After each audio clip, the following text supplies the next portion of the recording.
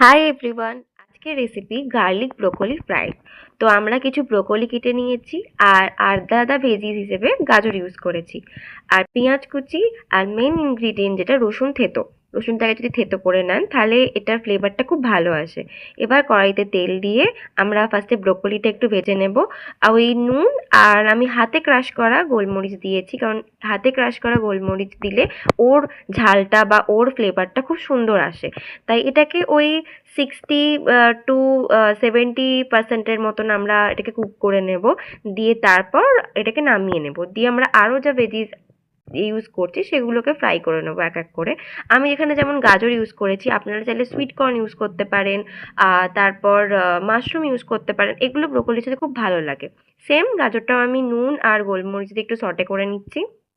দিয়ে তারপরেতে আমরা কড়াইয়ের মধ্যে প্রথমে দেবো রসুন থেতো করাটা, তারপরে দেবো পেঁয়াজ।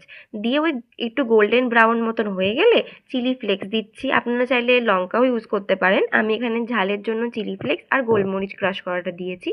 এতে জিনিসটা খুব ভালো আসে, যেহেতু আমি এরপরে একটু সস ইউজ করবো তাই তার সাথে গোলমরিচ আর চিলি ফ্লেক্সটা ভালো যায় বলে আমি ওটা দিয়েছি। আপনারা চাইলে লঙ্কা ইউজ করতে পারেন।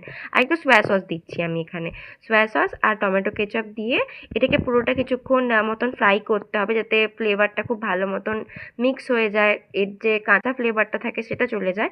তারপরেতে আপনারা চাইলে একটু এর মধ্যে চিনিও অ্যাড করতে পারেন। আমি চিনি অ্যাড করেছি কারণ আমার মনে হয় চিনি দিলে সমস্ত ফ্লেভারগুলো খুব ভালো ব্যালেন্স আউট হয়। আপনারা চাইলে স্কিপ করতে পারেন। এরপর সমস্ত ভাজা ভেজিটেবলসগুলো দিয়ে আপনারা এটাকে একটু ভালো করে ভেজে নেবেন যাতে পুরোপুরি কুক হয়ে যায়। দেন রাতে রুটির সাথে যদি আপনারা এটা খান দেন খুব ভালো লাগবে। বিশেষ করে শীতকালেতে এই ভেজিটেবলসগুলো ওঠে, তো তাই এগুলো খুব ফ্রেশ লাগে, খুব ভালো হয়। তো ট্রাই করে দেখতে পারেন। আর থ্যাংক ইউ ফর ওয়াচিং।